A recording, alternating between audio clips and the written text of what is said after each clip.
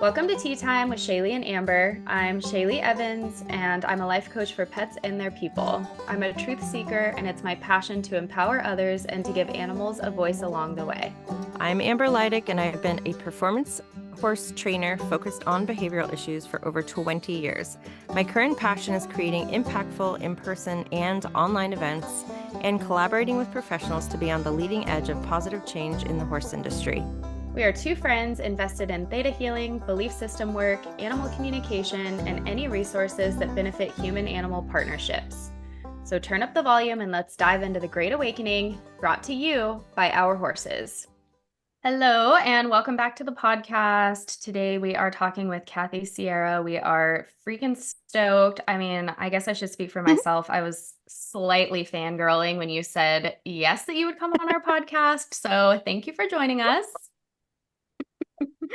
Oh, well, I kind of felt the same way. So Oh, it's a that's mutual. awesome. That's awesome. Yeah, I just love following you. And it's funny because I always resonate with your posts and I screenshot them and send them to people and or I'll post them in my stories. And I just, yeah, your vibe is just badass. And I'm excited to talk to you. So for people who might not know you, can you just give our listeners a little brief overview of who you are and what you do with horses? So I want to be clear. I'm not a professional horse trainer. I was a professional human movement person for a very long time. But that was a very long time ago. And then I switched to computer science. And that's where I spent most of the rest of my adult life. Horses were just like most of us. I'd had horses since childhood. You know, it was a passion, a hobby, definitely not a profession. And then I had that one horse, like so many people have that one horse that sort of forces them to change. Since I'd been, born and raised into very traditional training of all forms. Although my very first family horse was my uncle's sort of retired ranch cow cutting horse. I didn't realize how I spent like the next 40 years trying to search for that feeling again, but without actually having ranch cutting horses or cows. So, but then finally figured out that you can still do that without the cows. It was that feeling of that self-confidence, that ownership of the movement that the horse has, that intrinsic motivation to move. Have you ever ridden a cutting horse with cows? That's my thing. And that's what I try to explain to people, the deep addiction you get to that feeling of having that. It's like this level of trust that you have, but then the feeling of the animal wanting to do the thing as much as you do without you having to force it is like unmatched and what I crave on a regular basis. Yes. And we're micromanaging the movement. I mean, it's in so many ways the polar opposite of what we think of now as dressage, where, you ride every single moment. And if you do that with a cow horse, well, they're not going to do the job. You kind of need to just stay out of their way, which of course turns out to not be that easy to do for a rider. But that feeling of a horse that knows their job, and not because they've been extremely well trained to do it, but because you're using a lot of their natural innate capabilities, and that sort of beautiful feeling. But anyway, so that was my start. But then I had about 15 years ago, my horse Dramer, who I know a lot of people know, he's Palomino. He's 21, 22 now. And he was a young stallion, and then we had him castrated, and he was 6 years old, maybe, started to show signs of what was later diagnosed as EPM. But spoiler alert, turned out he didn't have it. But then it was, you either had a spinal tap spinal tap was the only clear diagnosis at the time. Now we have these tighter tests that can potentially give you a much better idea. But at the time, those tests didn't even exist. All you knew is he's been exposed to this protozoa and he's failing neurological exams. 3 different veterinarians, took a year. We treated him. They, of course, ruled out as much as they could with x-rays. He had ataxia. He carried his body in the most contorted, horrible way that you could imagine. He started to fall down and then not get up. So it was right at the edge of saying, this is a nightmare. He might not survive this, or we might need to put him to sleep. And I couldn't even imagine that. And because I figured he was out of the picture forever and just hoped he could live as a pasture horse. I'd already gotten my next horse and everything. But again, spoiler alert, later it turned out that he didn't have it. And then it was like, well, what is it? And we still don't know what really happened to him then. My best guess is that it was that perfect storm of his own sort of personality and feelings about movement and pain that he just became so shut down, and every attempt to get him to move healthier was just restricting him even more and making him even more crooked and more rigid and in more pain, until moving was just the worst thing that he could imagine. And he had so little movement capability in his body, and he hated movement by that point. So if a horse can't move, they sort of lost their will to live. It was the most horrific thing. It's almost impossible for people to believe that he could have been in that condition. I don't have any video from that time, although there are a lot of people who knew him then, so they remember that horse, but you can't believe it's the same horse. So, long story short, that sent me on a big part of this journey to really just save his life. I was already, probably by that point, I'd had at least 10 years of doing positive reinforcement clicker training with horses. So I'd already ruled out that was actually going to work. There was no amount of treat, no amount of slow incremental click and reward that would break him out of this cycle. Nothing was interesting to him. You could put a bowl of molasses grain in front of him and he'd be like, that's not even worth taking one forward step. That's how bad it was. And, now I can thank him for that, because that caused me to look for other things. And that started me on a path that eventually became what now a lot of people know as intrinsic. It just gave it a name when enough people had seen me over the years, when I used to be on Facebook posting about it, talking about it. And people started saying, look, I would like to know something about this. I have a horse that I'm having a lot of trouble with. Maybe I could do this or do something like this. What did you do? And when enough people kept asking me, then I decided, okay, well, I'll talk about it. And I showed things to people, but then I saw that simply showing examples to people, it was so easy to get really pretty awful and unhelpful ideas. So then I said, okay, what I'm going to do, it's not a method. I'm just going to make a program that explains to people the science reasons behind it. Like, why am I doing these things? Because if you know the principles, like anything else, then you can implement them in however you want. The sky's the limit if you're following just a set of principles. And my ways of implementing it were just that, just unique to me, unique to my situation, unique to my horses, not anything that I think anyone else should do. But I think the science principles are absolutely crucial to understand, not at a very deep level, just to understand why I think in both the human movement profession, which has made a big change over the last 10 to 15 years, but especially the equestrian world, is very, very, very out of date on so many things related to movement and motivation. And that with just a few key ideas, it can shift the way people see the horse, as of course you all are doing in your work, and see the role of nature and how that impacts what the horse is able to do. And more importantly, for me, the top priority is, how does the horse feel about himself? So I completely changed my view on, do I care how the horse feels about me? And at that point I said, well, all I care about is that they're not afraid of me. They have to not fear me.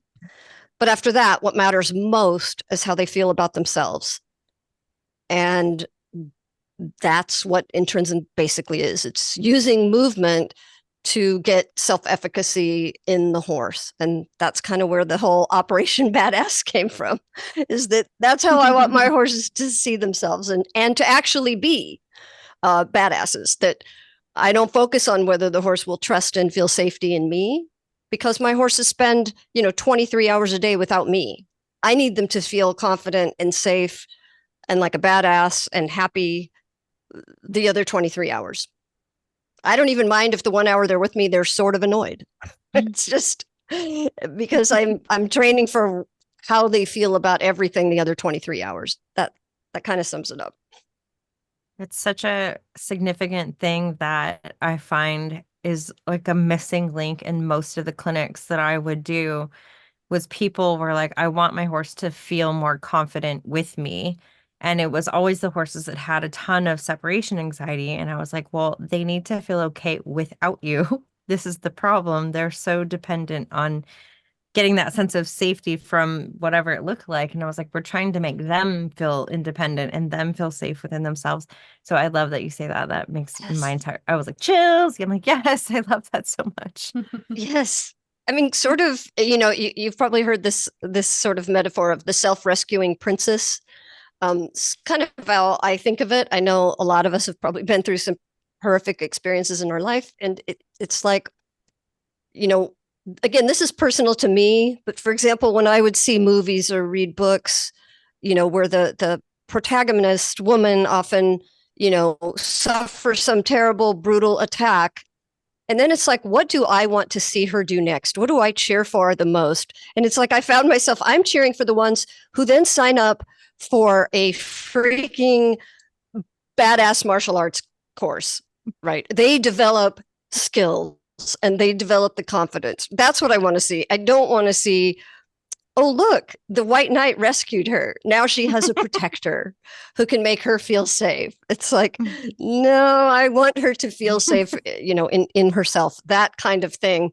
And now, I do teach a course on pain science, and this phrase self-efficacy has become a big factor in the world of pain science, that which means, I guess in sort of technical terms, it doesn't mean that nothing bad's going to happen to you.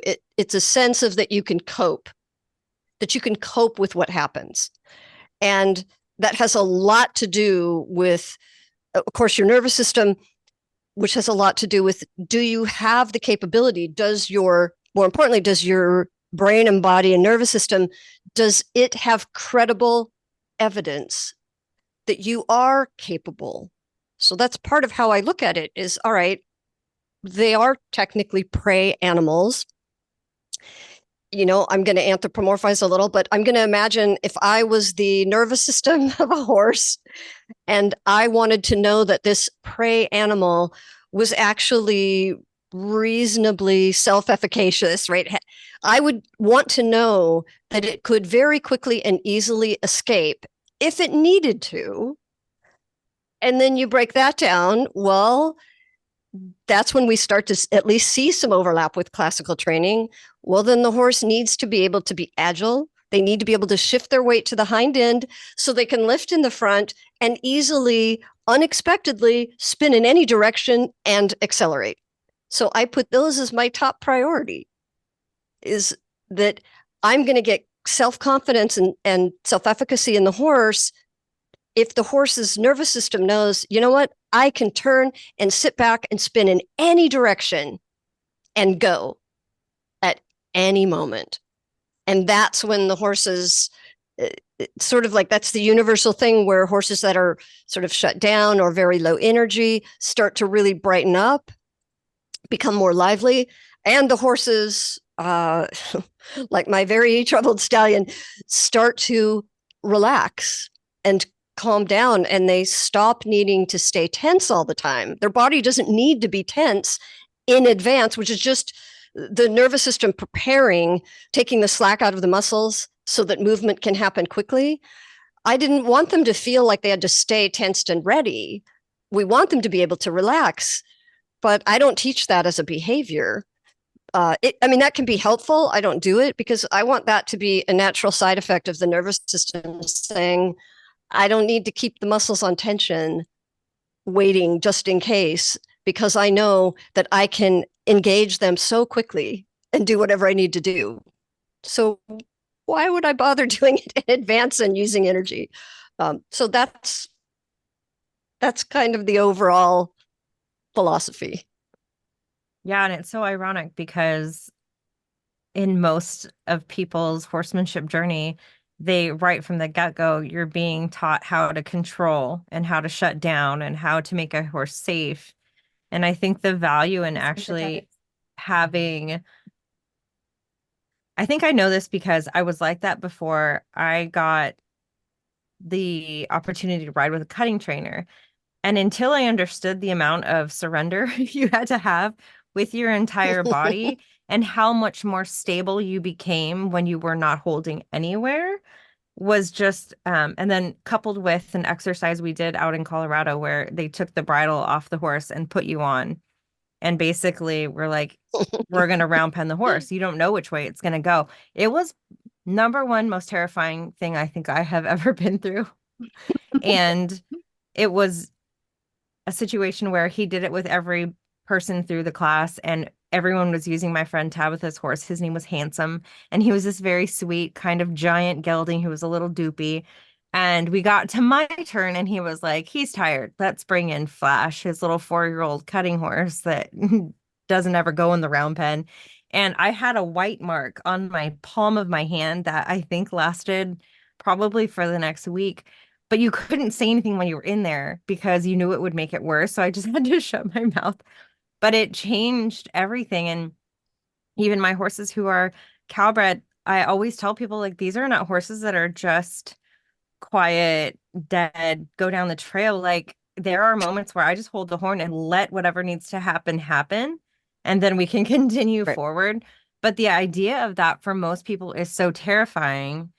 And it's such a fascinating thing that I think is what needs to shift. But how do you help somebody who comes to you and says, that's crazy, like I can't let go of that amount of control. I need to be able to, is there a way you convince people that that's what needs to happen?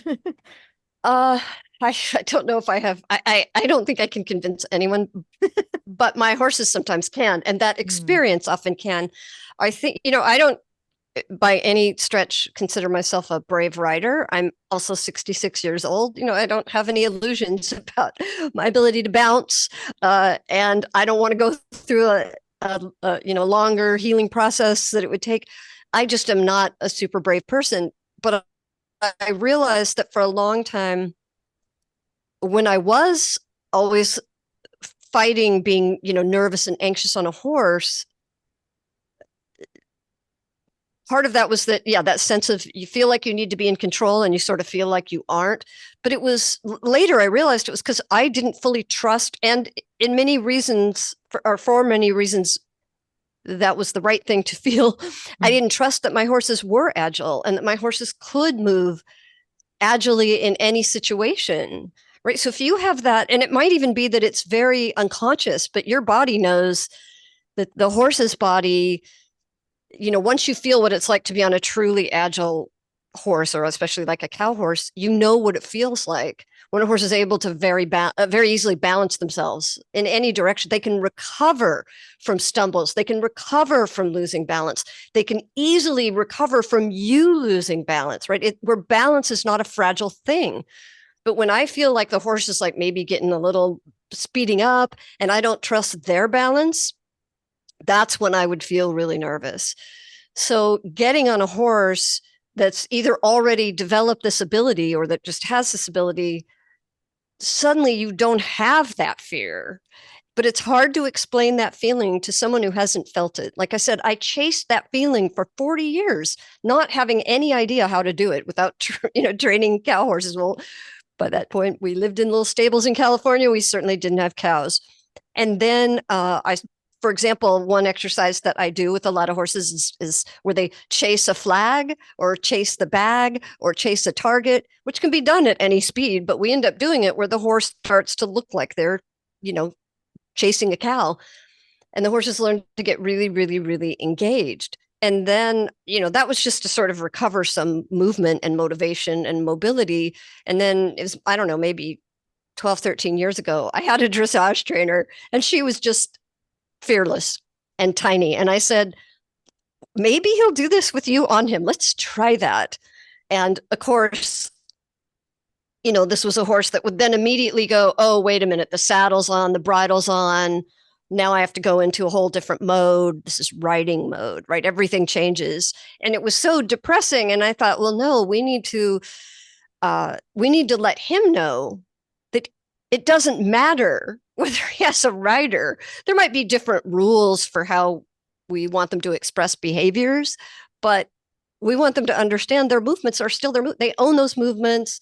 They can do all those movements. It's just weight on their back. I mean, now often we will take the horses in more slowly, like add weighted sandbags with the saddle until they start to realize that weight or no weight, rider, no rider, it doesn't matter. They own their movements. But I just started doing my same thing that I would do with him to chase the bag. And even though she was up there was a moment where you just saw him completely switch and go, oh, right, I'm not going to listen to her. I'm going to focus on this job of chasing this thing, which is exactly that feeling of riding the cutting horse. And she just held on. And it was just astonishing, and how the horse just completely transformed. And after that, it took him no time at all to realize I still have all my movements, regardless of whether there's a person up there. And then the first time I got to feel that, I just cried my eyes out, because then I knew that feeling I was chasing for 40 years. Oh, it's just him chasing after a little freaking plastic bag. There it was. I just held on to the saddle. And even though it looks to other people, I think like there's probably a lot of wild stuff going on. When a horse is able to shift his weight to his hindquarters and balance so easily, you just feel like there is nothing that could disrupt this horse. And even if they appear to be making big movements and spins, it feels like it's happening in slow motion. Like you have so much of a feeling of readiness, and they're not ever dropping their back, or it's just a beautiful feeling. So it feels 1,000 times safer. So this summer was the first time I had people come here just as guests. We just said summer camp, just, it wasn't like a fee or a clinic or anything. It's just show up here. And if you're willing to camp out, for a week, let's play with the horses. And I've shown a lot of videos of this. There are people who are riding like Bavi, where I would have him, gallop down the track and then suddenly turn and spin. And, he'd rear up and do a 180 and then gallop off in the other direction. And one of the women, she had this huge smile on her face. And it's like, she'd been afraid to ride for 10 years. She hadn't been on a horse because she was so afraid. And it's like, she looked like she'd been riding forever. And so we had a lot of people on the horses, and, they kind of all said the same thing. Like, yeah, if you want to help someone get over a fear of riding, first of all, let them feel what it's like to be on a horse that owns his own movements, so that you don't feel like you need to be responsible. They feel bulletproof at any speed.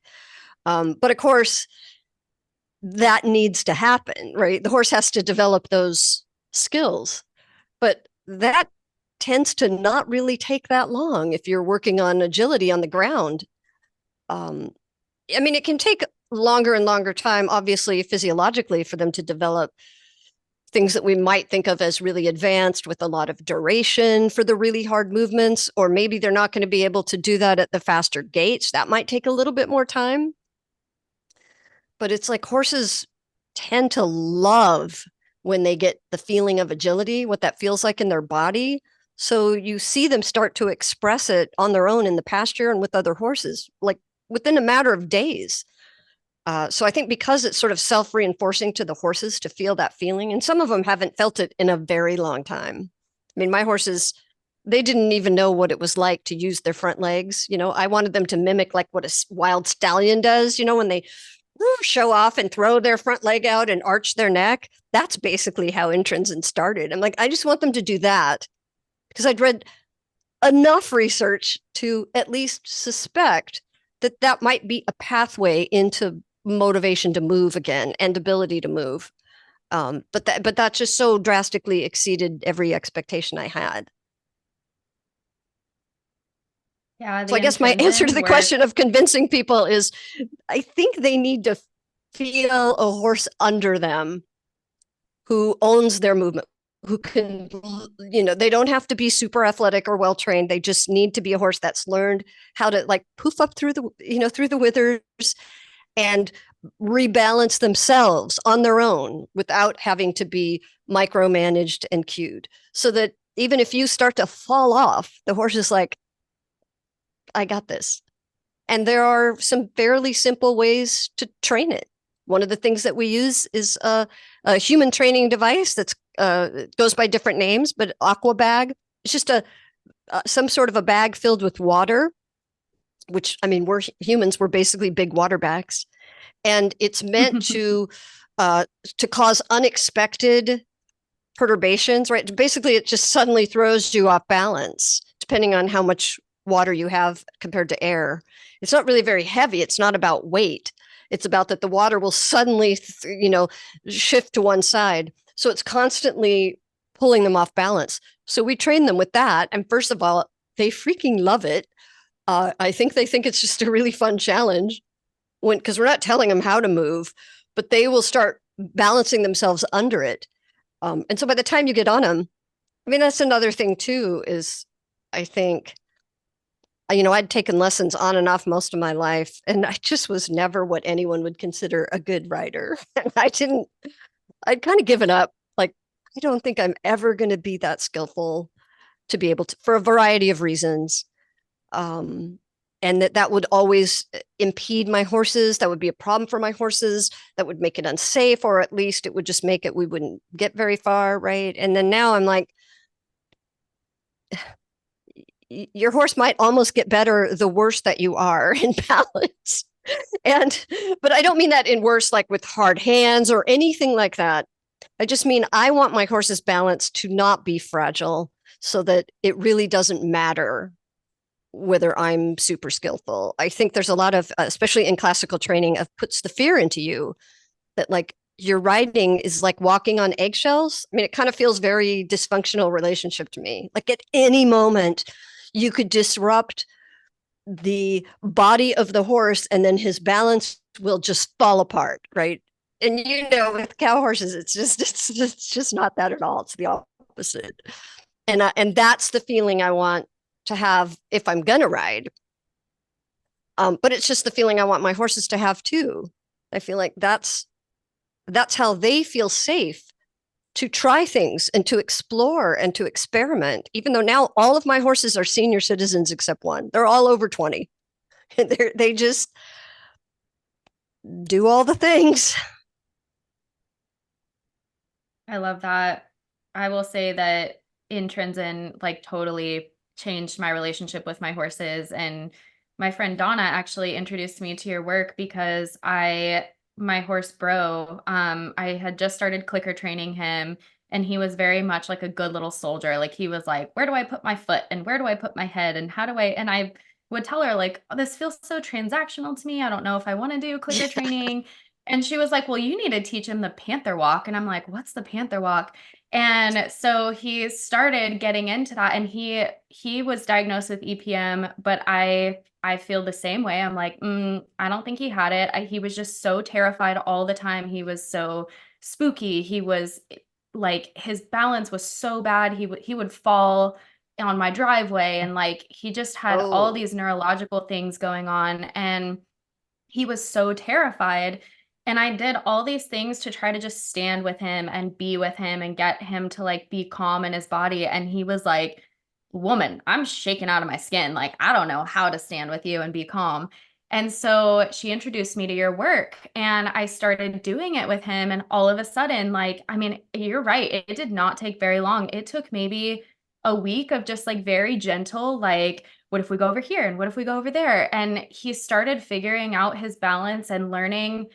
And I've taken it to work with my other horses too. And it's just interesting how they learn that their movement will get reprimanded, like all of my horses have been reprimanded for big movement. And so that I think was the hardest part for most of my horses to get past. And when he realized that he could learn to, like, he could use that spook and like turn it into like this thing that he got rewarded for, and he could chase the bag on the stick, or he could kick the pool noodle. It was such an awesome like transformation to see. And I can totally relate to you where you're like that feeling that you're chasing. I always thought it was going to be under saddle for me. And when we started playing and I could like just call up his energy, whatever that looked like, with like my pointer finger, and he could like put his body wherever he wanted to. I mean, his whole energy like makes me want to cry just thinking about it, because I'm like, his energy was just like infectious. Like you could just feel that. And with my horse Biggie, now I'm teaching him the crunch and a little bit of the panther walk. And it's so fun to see how they like, you know, he tests it, right? Because he doesn't know if he can do it exactly how you say. So he gives me like a little one, and then I laugh and I'm like, oh, is that all you can do? And he's like, I don't know, is it? And I'm like, I don't know. And it's just really fun to allow them to chase the flag or whatever, and move their body in a way that feels good. And I think what stopped me from that for a while is like I didn't want to get it wrong. And something that really empowered me, and I can't remember if it was on an Instagram post or where it was, I believe you said something like there's not a wrong movement as long as it's not like repetitive, right? Like you don't train repetition. You're not trying to train the same movement. And that just gave me like permission to be like, fuck it, I don't care what you do. Like, and I just had this whole like world open up in front of me. So I'm just very appreciative of the work that you put out there. And I love that you give the power back to people, because so many of us want to take the easy way out by saying, well, how do I do it? And what does it look like? And what does it feel like? And we want someone to tell us like what to do. And you're like, here are my parameters, do it or don't. You shouldn't do it like I do, but if you want to, like, create your own version. And I really love that, like giving the power back to the people to really be in the moment with their horse, because I feel like that's part of what gets in the way too. And that's where some of the fear comes from, is when we're trying to be like someone else, or we're trying to do something correctly, it really pulls us out of what our horse is really telling us in the moment. So yeah, your work has like changed my life. That's so great. Well, like very early on, you know, the first thing I put out just a free ebook on the crunches. That was the original thing. And I noticed, and I'd already been doing it with several horses for quite some time. They were quote unquote good at it, much better than they needed to be, right? But I was kind of still in that mode too. And then people would start comparing what their horse was doing, and they would start to want to do it. I want to do it like Bobby does it, or I want to do it like Dramer, or it's not as big, or he's not lowering the haunches, or he's not, you know. And I thought, oh, and I made a post that was like, whoa, wait, hold on. There's no, I still say it now, you know, all these years later, there's no crunch Olympics. There is no correct way. There's, you know, and almost everyone to this day who I see doing it, and they'll do what we all do, I think, like they'll post pictures or videos and go, well, it's a work in progress. I know it's not there yet. And I'll be like, are you kidding me? You have way more than enough weight shift. And the horse is already doing this, that, and the other. It's like, it's great. It's like, the key is just now explore it. If anything, I'll go, it's a little too good. Like you need to challenge it and make it more weird and more awkward in more different ways. Like find ways to get your horse to do it with this, you know, definitely not squared up, right? Just make sure it's always a little weird and odd and different. And that was often enough to break people out of sort of trying to refine it. It's like, there's no, once they can do it, if they can shift their weight back. And yes, this is the one thing, especially for riding horses, where we do want them to, you know, lift up through the withers, because we're trying to also help them learn to resist the weight of a rider. That's really it's about the most shaped thing that I ever do. So yeah, we do have a few guidelines of, if we're going to use it for that and for a riding horse, then we kind of want to work in that direction. And some horses do it immediately. Some horses takes a little bit more time.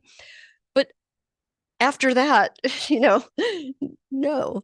And then for a long time, I also was combining it with what we called squats, right? These are both terrible names, but the horse actually flexing the hindquarters at the same time. So, which could end up closer and closer to a school halt, but that's not what I wanted to do. And now I don't ever teach it that way, and I wouldn't ever teach it that way. But in the beginning, I did a long time ago. So, I'll just explain the main reason I don't try to ever do a standing exercise like that and then expect the horse to lower the haunches standing there is their movement system has absolutely no compelling reason to do it. The only reason the horse would do it is, well, because I'm going to get a treat. I know this is what the trainer wants, or because then the trainer will stop tapping me on the butt, right? They're either going to be seeking relief or a reward because they don't have a reason to do it if they're just standing there. And plus now we're sort of impacted, they've got the stay apparatus. They have a lot of reasons for not flexing, right? So the answer, though, is the same answer I give for anything, which is, well, all right, then we just need to give them an actual movement problem to solve, for which the lowering the haunches, flexing the joints of the hind end, all of that will be for free. It'll be automatic, not because the horse is trying to figure out, hey, human, what do you want? I want the horse's nervous system to go, oh, cool, I'm going to solve this puzzle, and their body's going to automatically do what it will do. For a bunch of reasons, lowering the hindquarters, right? You know how many people struggle with that in training. He won't engage the hind end, he won't lower the haunches, won't flex the hindquarters. That's one of the easiest, most reflexive, natural things for a horse to do if he has a good reason. And then once they start to develop that, then physiologically, now if I ask for it when they don't really have a reason, they're like, sure, it's no big deal. So I think that's another one of my kind of mantras is I want to increase the number of things for which the nervous system says, and whole movement system really says, no big deal. That way, even if they don't love it and they're not completely motivated, it's no big deal. So it's not taking many resources and they can just do it and they can lower the haunches. But now I would mostly only train it through things where the horse will just automatically do it. And then if I focus on those for a little while, exercise physiology does its job really well. And the horse just starts developing all the tissues and the capacity to be able to do that more and more, deeper and deeper, faster in more situations. And, horses are super athletes. They may have all these restrictions where they haven't moved at all, and you got to build it back up just the way you would with a human who'd been, on stall rest, right? Human coming out of a long period of being sedentary.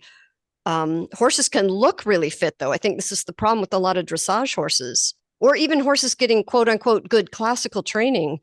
They can have all the musculature and look athletic, and their standing posture is really good. But depending on how they've been trained, that might in no way transfer to the ability to use that movement. And we see that with people who are afraid to turn out an athletic horse.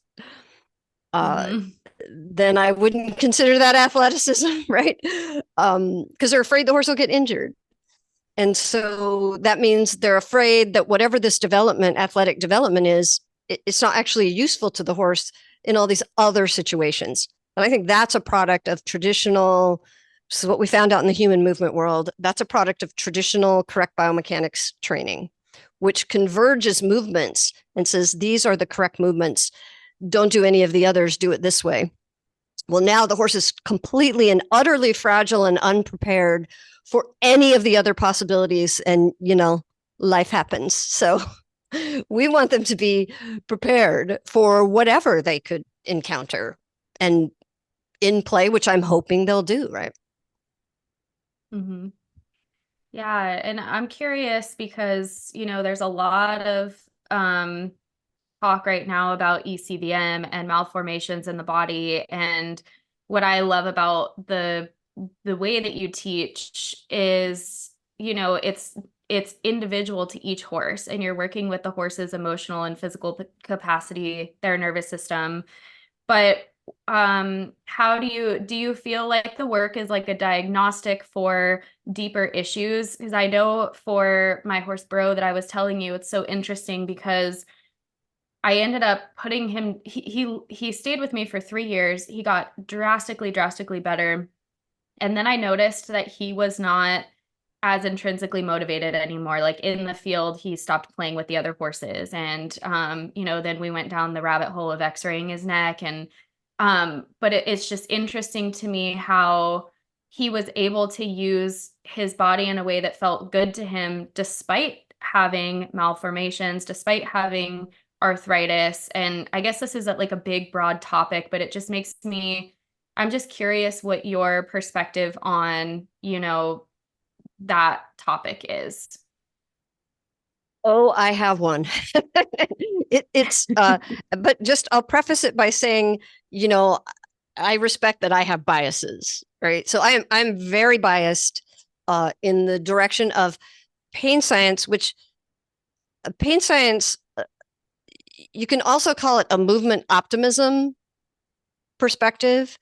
And one of the things that contemporary pain science has discovered is that, for a long time, it was always assumed that structure was, the cause of pain, and that the amount of structural damage in tissues was also directly related to the amount of pain, right? And we know that's completely nonsense.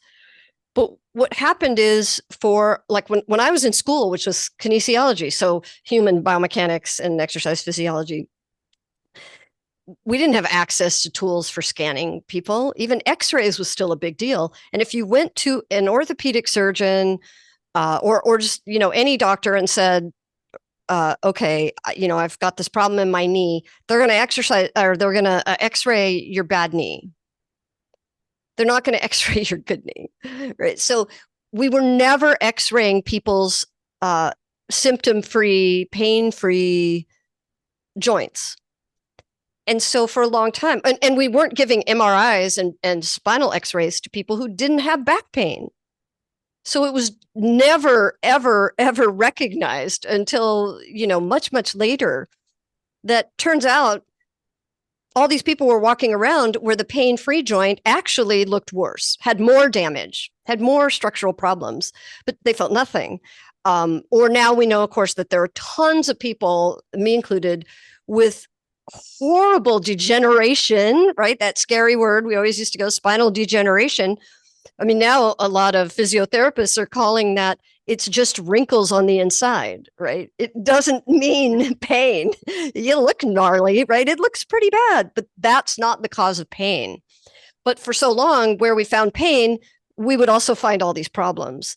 And so, and I've experienced that myself. I was, excuse me, younger, a fairly extreme athlete. So I did some crazy things, had a lot of orthopedic surgeries.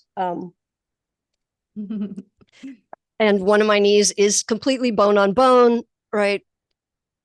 I mean, osteoarthritis from all of these things from the time I was pretty young. And I just thought, well, that's it. Like even my family's like, oh, we're all destined for knee replacements and hip replacements, right? Well, by the time I got to be like 50, I'm like, oh, hell no. I don't want that path for me. I know too much about it to know how bad that can be. And so, no, I don't want to go down that path. I think there are ways out of that. And not necessarily, right? You can't fix everything and you can't stop everything. But there are a couple things that we can do. So one of them is that we now know that pain and structure is often completely disconnected. And that now, not only is structure not necessarily a cause of pain, it isn't even well correlated. So once we knew that, then it was like, okay, well, then what's happening? Because the pain is clearly real. And if you have pain and you try to go looking for the problem, chances are you're going to find a problem, but it might not be the real problem.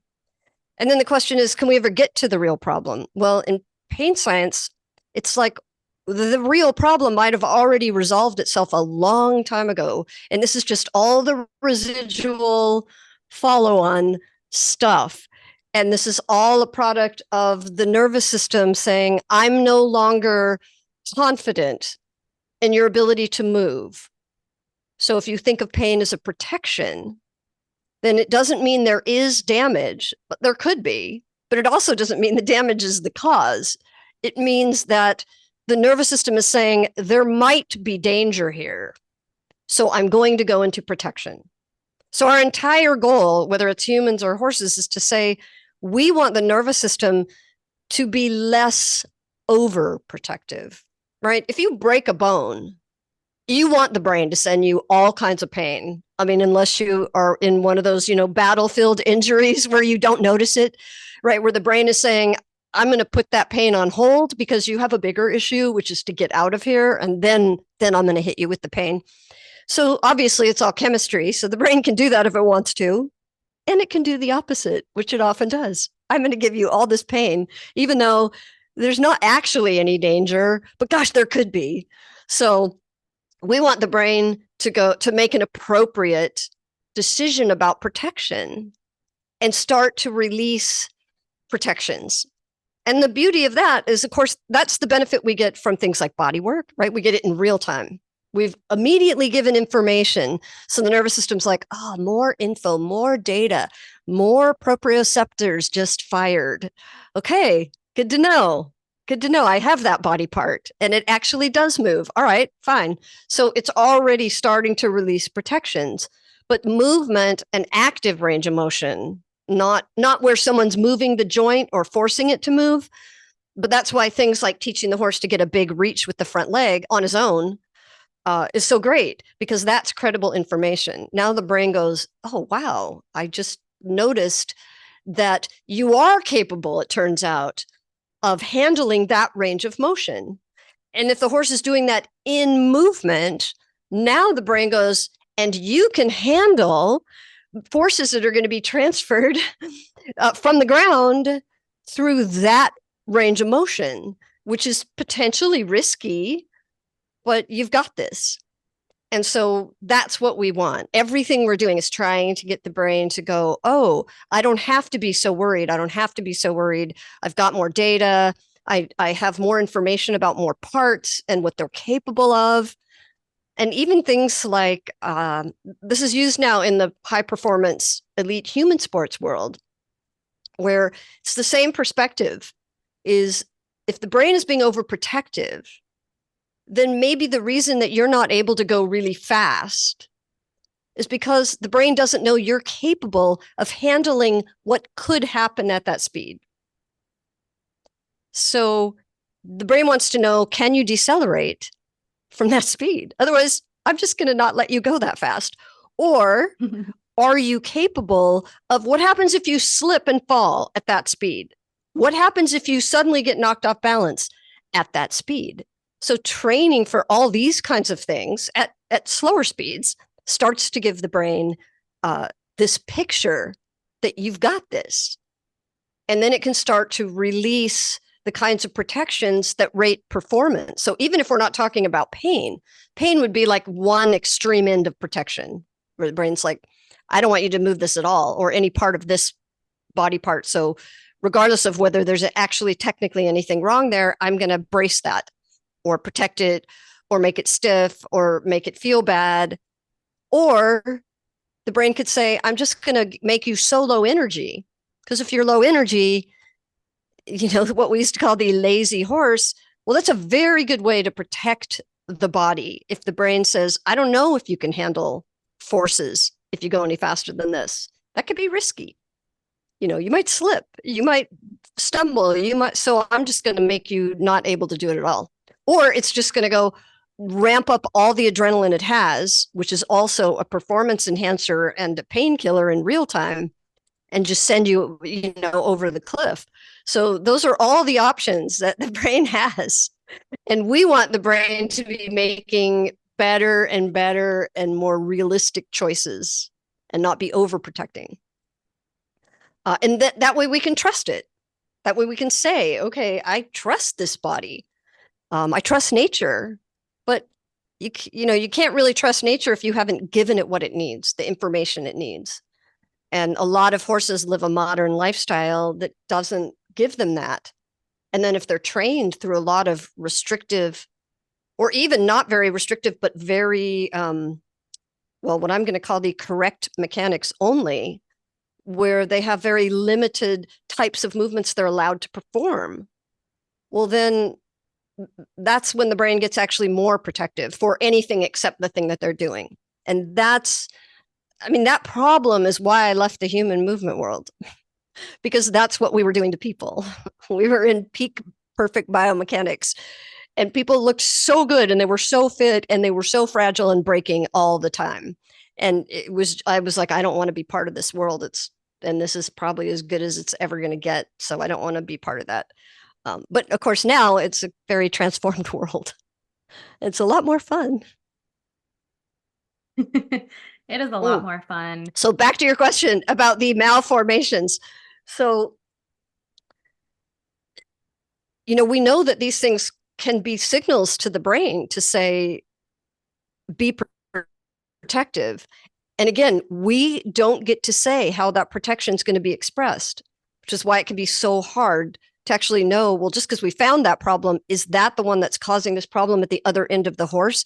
It might be, right? It's often not, the thing we find often isn't where the pain is now expressed, right? And I think even a lot of body workers I think Ida Rolf actually had a saying like, where you think it is, it ain't, like where the problem is now expressed isn't necessarily what started the problem or caused it. And also when we look at chronic pain, right, the body's probably done all the healing it cares to do. Body's like, this is good enough. I've done the work. It's fine. But the other body parts that were restricted, if they don't start to refresh themselves, then the brain's like, well, I don't know. I don't even know what the state of your body is right now because I haven't seen you do that movement in a long time. So better put the brakes on. All of these things. So we know, for example, I have weird extra bones in my feet that I was born with.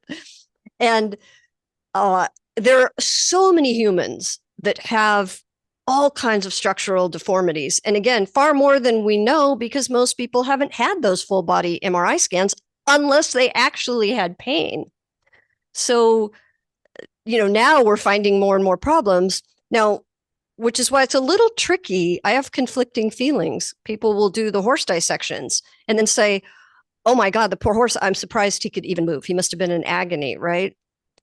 Well, if I donate my skeleton to science, I'm sure they'd say the same thing about me. And I don't have any pain now. I mean, I did for a long time. So it's hard to say whether that thing that we see as a huge problem is a problem. I mean, there are veterinarian studies that show there are some horses, even with kissing spines, who don't appear to have any symptoms whatsoever.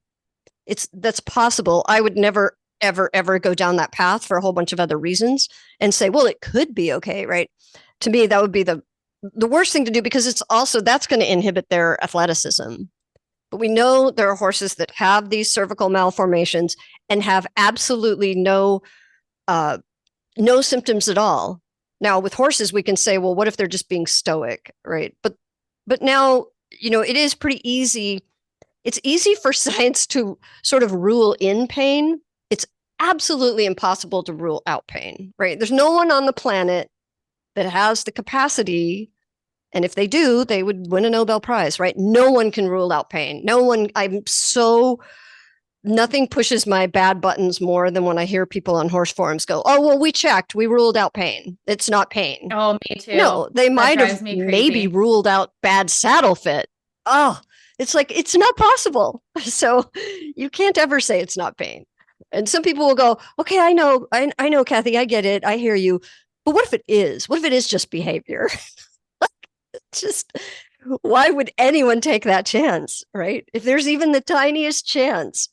And I just wonder if those people have ever found themselves in a situation where you have pain and either someone else doesn't think it's as bad or should be happening, or they think you're exaggerating, right? That's the worst feeling in the world. And that's the other thing in pain science. They're like, well, it's not like, oh, it's all in your head. It's all pain is always in your head. So it's being generated by the brain. And so it's always real. The feeling of it is real. All we can do is try to get the brain to turn it down, and try to turn it down when it's appropriate by not being so protective. and the brain does it automatically. Every horse person knows the experience.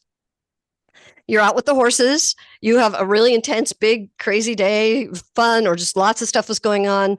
You come home and you have a huge bruise somewhere in your body, and you have no memory of when it happened. You never felt it. That's actual tissue damage. But the brain said, I don't know, you were having fun, you were doing a bunch of stuff, right? It's like brain just made a decision to say, actually, that doesn't have to be a big deal. So I'm just not even going to tell you. Now, if you push on it later, you're going to go, ow, right? There is tissue damage.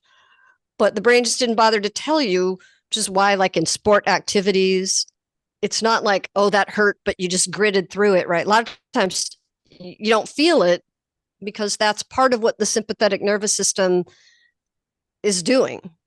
It's allowing you to have painkillers and all kinds of feel-good chemistry. And that's also what pretty intense body work is doing, right? That sort of massage where you go, oh, that hurts, but it's so good.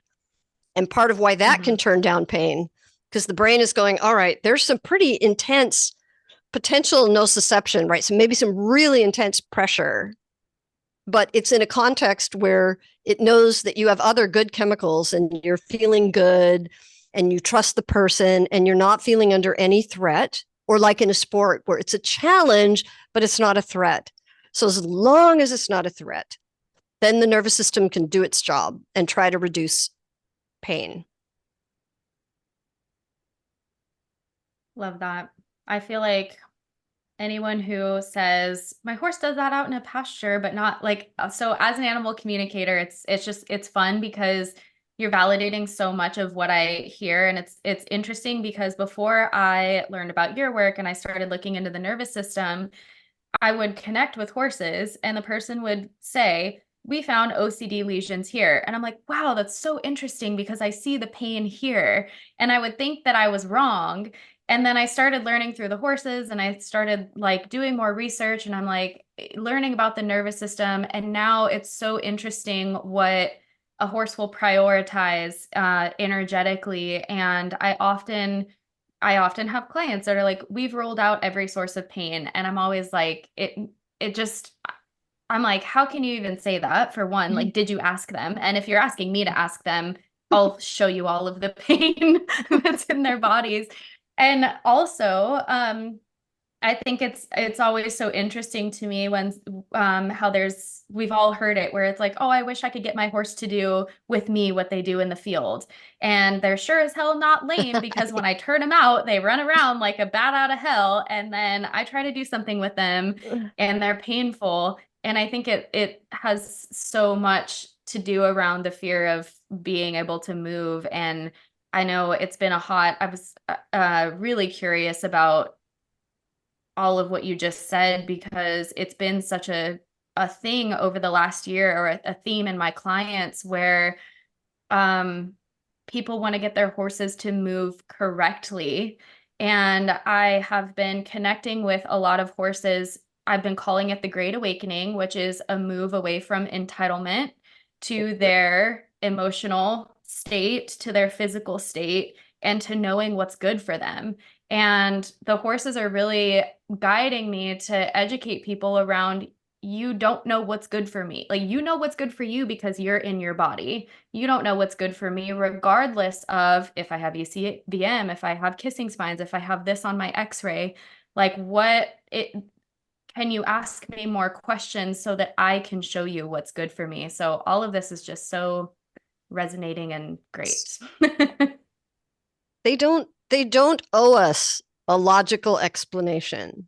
Just like we as humans, we don't owe people a logical, rational explanation that they find credible for why we feel the way we feel.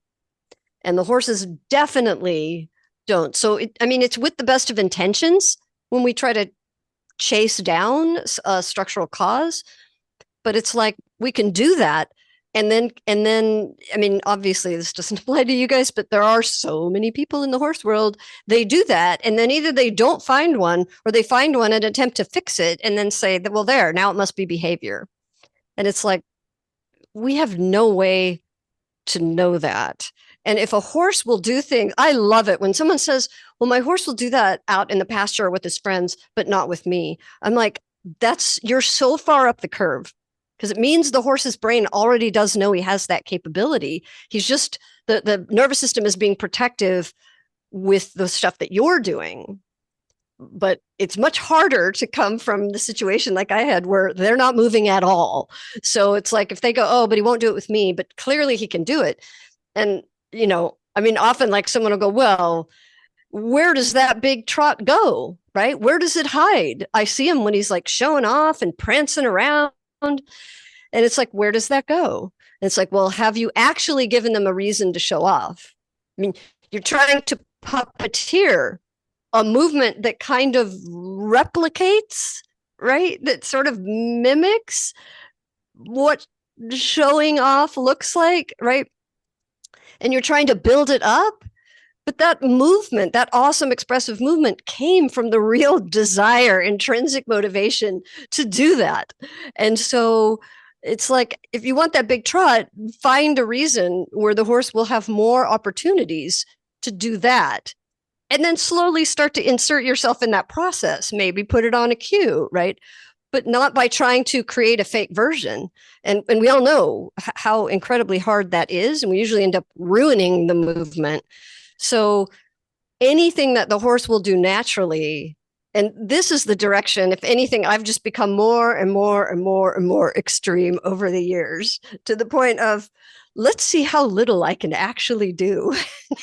Let's see how lazy I can be, and have more and more and more of nature do that training, but yet then I will have access to it, right? So, which was great to get a young horse who had no prior training whatsoever.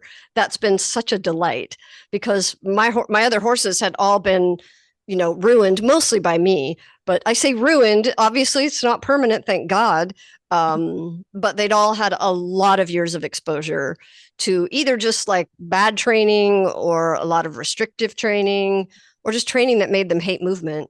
But when a horse it can do something in one context and not another context, like does it in the pasture, but not with me, then the brain's protecting. So we need to get the nervous system to say, this context is not so different. So like, you probably are all familiar with the original sort of natural horsemanship version of liberty. Well, I'll say like the Pirelli version of liberty, which is you get the horse to know that you can get him with the stick or the whip or whatever, right? That you have control no matter what. And then you start taking the line off. But their job, and they're very explicit about it, right? I mean, they'll tell you, you need to convince the horse that even though he's free, he's not actually free. You can still get him.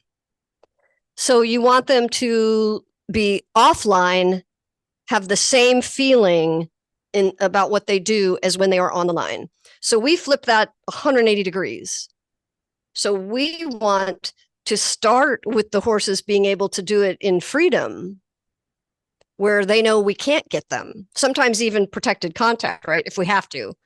I mean, usually now I use that more strategically, like to just get different kinds of movements. But I'm not at all worried about if I need to use it protectively, I will. But sometimes it's more for the horse to feel like, you're not going to get me. You're on the other side of the fence. What are you going to do? Right. So they have that sense of freedom in their movements. And then the big job is then to convince them, again, the opposite of the sort of Pirelli liberty, horse, I want you to feel like you still have the freedom to move in your body, even with tack on, even with gear on, even with a rider. So we build it up that way. And so usually, if it's a horse I want to ride, I'm going to start by saying, all right, horse, you do these things. Now I'm just going to do it, but with your halter on or a neck rope on, maybe even a lead line on, and just try to do the same thing. So the horse is like, oh, there's really no difference here. You'll still respect my no. You're still not going to hurt me. And then I put the saddle on, or I put a surcingle on with weight bags or the water bag. And then I put a small rider who I know will not try to influence them. and then the horse just starts to go, oh, none of it is a big deal. Turns out I can do all these movements with you. And then I try to recreate the scenarios where the horse is most likely to do that movement that I wanted them to do. Right? There's no way I'm going to say, start out anyway by saying, I'm going to put you in a situation where I'm going to command you to do exactly move your body the way I want you to. I mean, this is what people do. And then, 90% of them are like, oh, why isn't my horse expressive? It's like, well, you've taken all the expression out of them and built it mechanically. So instead, I want to go where they are expressing that, and then slowly put myself in that. And then eventually, when it's on a cue and it's no big deal, right? Now the horse is going to go, okay, maybe this isn't as fun as when I'm out playing with the others, but it's so easy. It's no big deal now. So, okay, sure, I'll do it. And if I get a horse going, sure, I'll do it because it's no big deal. Like, my goal is not that they love every second of what they're doing. They do need to be volunteers, right? I'm not ever going to use force. That's the commitment I've made with them. Now, when I say that, because I talk about autonomy in the self-determination theory sense, it doesn't mean they get to do whatever they want. Autonomy means just not forced to do something against their will. So I call it mutual autonomy. So if, like, we're out, walking on the road, right? I'm not going to force my horse to go somewhere he doesn't want to go. So if he goes, I'm not going any further. I'm not going to, or I'm not going over that bridge, or I'm not going over, although that sort of becomes the opposite problem after a while, right? The horses just want to go everywhere. It'll be like, okay, no problem. I'm not going to force you to do that. Well, I'll respect that. Let's turn around and go back. But I'm also not going to let the horse force me to go somewhere I don't want to go. So we have mutual autonomy. But I think a lot of people think autonomy means free to choose whatever the hell you want. And that's not the technical definition that we use. That in the science of intrinsic motivation and self-determination theory, it's just not forced to do something against your will. It doesn't mean that you have a lot of choices. You just have the choice to say, hell no. So there's lots of stuff my horses would probably like to do if I said, where do you want to go? Now, some horses, that's what gets them really motivated. Which path do you want to go on today? But some horses are going to be far more motivated if you actually give them more direction. So once they know that you're not going to force them, that a request isn't going to be backed up with, a whip or a kick or something, then making that request and saying, look, we're going to go over here. And even with pressure, right? A horse that knows they're not going to be forced against their will, some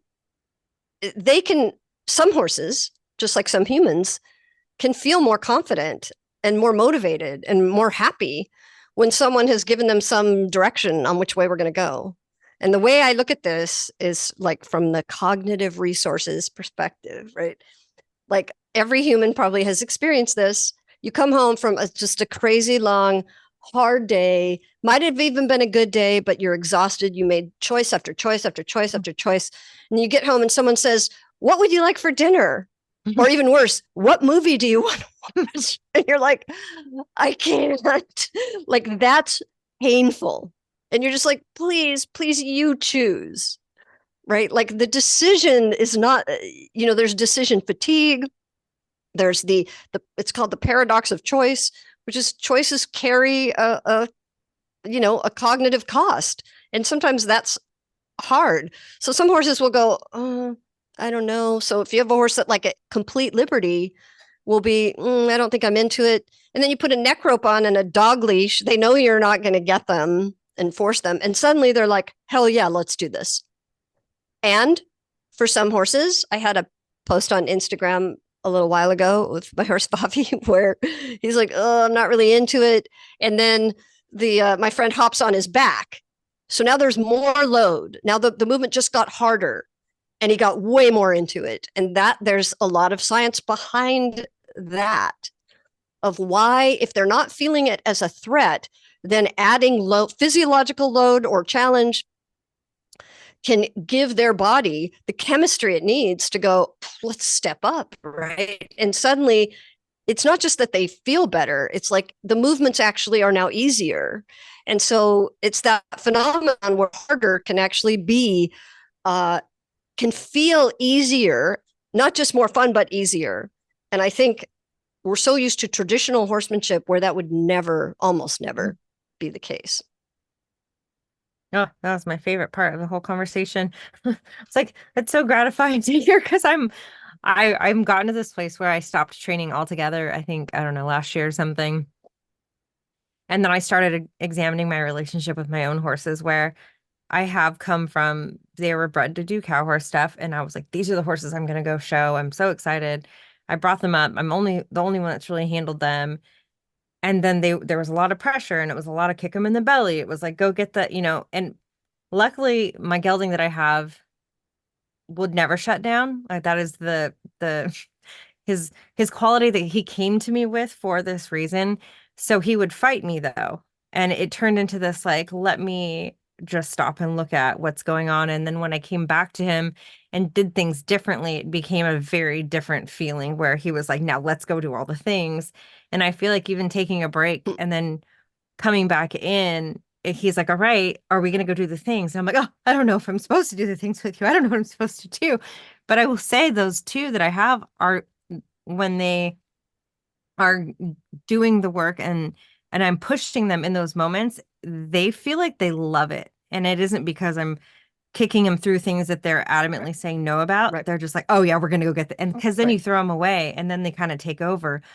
And also that interesting thing about, it feels like when you, from an outside perspective, when you see cow horses with the flag, it's like people are like, oh, they're always spooky at it. And I'm like, my horses will like, what is over there? And then the moment it starts to move, they're like, we're going to get it.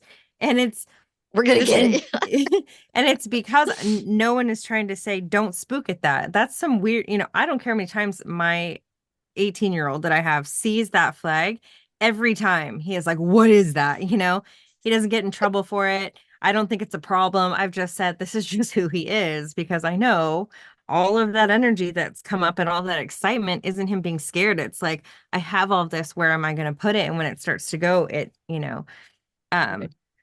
and so when Dramer, oh, go ahead. No, go ahead. The first time Dramer spooked after all the shutdown thing, right? I mean, I thought he was what you would call totally bomb-proof, but it's because he just was barely alive.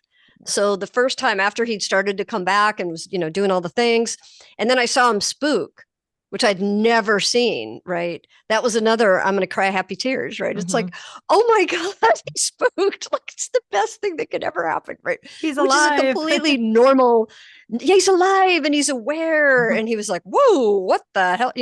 And then you look at young foals and they will deliberately do things to spook themselves, right? To pretend to spook. I mean, first of all, they have to have a certain athleticism to spook. So I'm like, sometimes I would be more concerned if I had a horse that never even did a tiny spook, right? But my horse Vavi was a trained trekking horse in Iceland, right? A tourist trekking horse. They are trained to, you go forward no matter what. Mm-hmm. You do not check to see if the ground is safe. If somebody walks you into a pool, right, it doesn't matter because you're going to swim through the glacier. You just go, right? Which is a wonderful feeling. But then you also realize that's not very safe if he's the lead horse because he's just going to go, right? Whereas Dramer would be like, whoa, hold on, stop. I got to really paw here and test the ground underneath. Or am I sure I can step in this? And so it's pretty funny. And Vavi, like, you would just never see him spook at anything. Now he at least occasionally will. It's a very safe spook, right? It's not it's a big difference between spook versus like get startled, which is a normal reaction they should have, versus I'm going to turn around and take off because I'm so frightened. So there's a whole bunch, or I'm going to throw the rider off because I'm terrified now. And the rider is impeding, from the brain's perspective, the rider is possibly impeding my ability to escape. So the first thing I need to do is get rid of that weight so that I am more agile, right? We want our horses to where that's a non-issue. And yeah, this whole idea though of people not wanting to put any pressure on the horse, and I don't necessarily mean like pressure and release, but it can be, but just, or to give the horse direction. I think I understand, because we get a lot of criticism for that. And I'm like, I train 100% force free. No horse is forced to do anything. They're not forced with treats because we give them all kinds of food to make sure they're not doing something just for the treat. And there's no, I haven't hit a horse. I haven't even tapped a horse with an actual whip in like 12 years. So they know they're not going to be punished for anything if they don't respond. But there's sometimes when, look, horse, we really do need to go over there right now. It's kind of an emergency. And, or we lived in California and evacuated from fires twice, right? You're going on that trailer, right? We're going to make sure you're on that trailer. But even just like other things where I'm just, it's like, I think you might like this if you do this, give it a try. And I understand where people are coming from, because people have used that excuse in the traditional horse world. Oh, my horse loves it, right? For so long. So now here we come along and go, well, it was his choice, but people say it's the horse's choice when there's a zillion reasons why we know that that's not accurate. The horse has just given up and he knows that there's no hope. So I'm just going to go along with whatever you're asking me to do until I, explode or something else. So I understand why people don't want to hear someone say under any circumstances, sometimes pressure is okay. Adding more challenge is okay. Having more effort is okay. I don't expect my horses to be super relaxed, in most cases, if we're doing hard physical things. I don't mind if my horses don't have happy faces, but I only can say that because I've done the work to make sure that this is a horse that knows there won't be any force, that he doesn't have to do it. And I'm going to try, I don't always get it right, obviously, but I'm going to try my best to make sure that they know that it's voluntary. And since the place I live now, I don't really even have a proper arena or anything. I'm just working with them in their pasture. So they can just go back to their life right while I'm trying to do, fancy trot. But I see where people are coming from, but I know a lot about the neurochemistry and the science of motivation. And there's a lot of support for the fact that, for example, when you see the cow horse or the horse that sees the flag moving and suddenly gets hooked on, right?